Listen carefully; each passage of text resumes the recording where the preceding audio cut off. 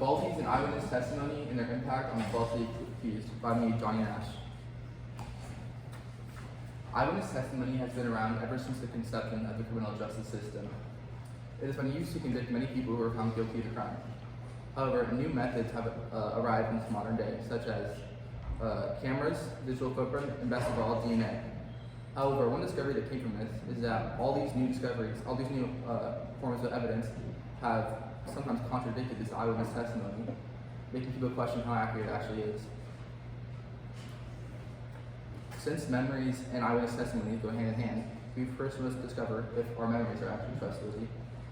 Lola Henry, who holds a bachelor's degree in psychology and is currently studying at Oxford, talked about a study where people were given a bunch of pictures of the Apple logo and asked to identify which one was the actual logo. However, only 1 in 81 people could identify it correctly. This just goes to show how, she talks about how if people cannot even identify something as widely known as the Apple logo correctly, how could they identify the person who's committing a crime? The Mandela effect is another phenomenon that proves how our memory is very faulty sometimes. This is where a group of people all come to the conclusion that they have the same false memory. This can be contributed because they fill in gaps in their memory with things that make sense there, but they're not actually true. An example of this could be Benjamin Franklin. People know he's a founding father and is on the $100 bill, so they automatically assume he was president, and he never actually was.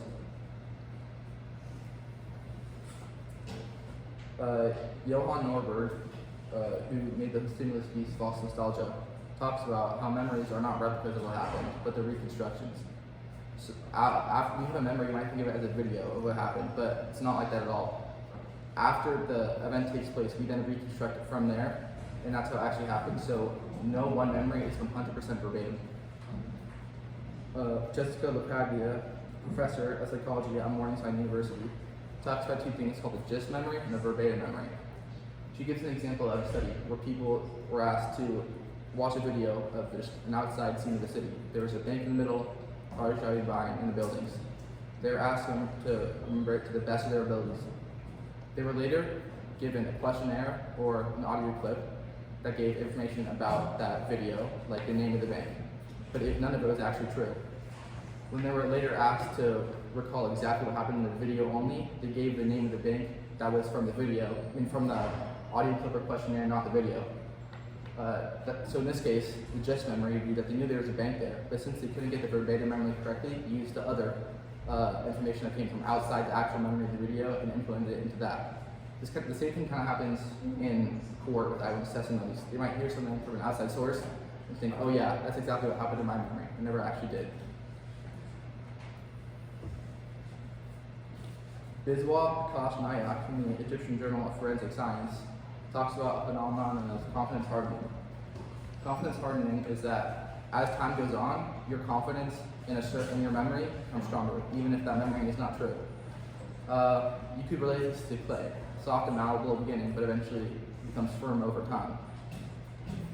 He talks about some ways this memory can be tainted by different factors such as health, age, and most of all, bias. To Kill a Mockingbird by Harper Lee shows a great example of racial bias in the courtroom. A man, Tom Robinson, is convicted of beating and raping a girl, which he never actually did.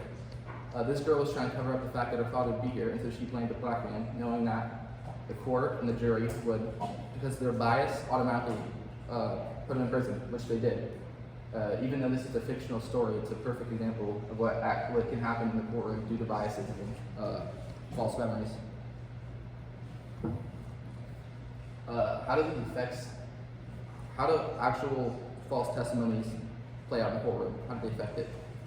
Well, according to the Innocence Project, an organization used to help exonerate people with DNA evidence, 252 out of 367 DNA exonerations, eyewitness testimony was a huge factor. This graph here shows that 68.7, which is basically 70% of all the DNA exonerations, most of the people were convicted because of eyewitness testimony. This just shows how big of a problem it is and how it is the main factor of all these cases that were eventually excused, because it's just so very fallible and not very trustworthy. John Adrian Velasquez was a man who was convicted of murdering a cop in the 90s. he was convicted because of all of his eyewitness testimony from other cops that claimed, yes, this is the man that killed me, that killed my cop partner. He was sentenced to 25 years to life, but just until last year, recently in 2024, was he exonerated because of new DNA evidence that came out saying that he was not the man that killed him. Solutions. Jane Miller, a doctor of philosophy at New Haven University, says that half of U.S. states have already tried to implement some sort of reform to fix all these eyewitness testimony blunders.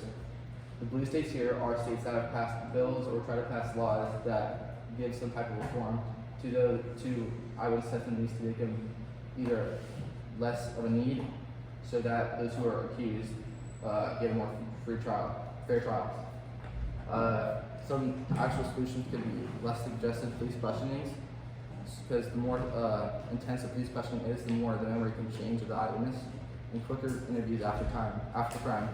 This relates back to the confidence hardening effect, because if the interview comes right after the crime, it's more likely to be an accurate testimony of what actually happened. Conclusion. Eyewitness testimony is very unreliable and should be taken lightly in court. Reform is necessary for a better and more just society, and without it, it is a very dark dream for all those who are falsely accused of crime. Thank you.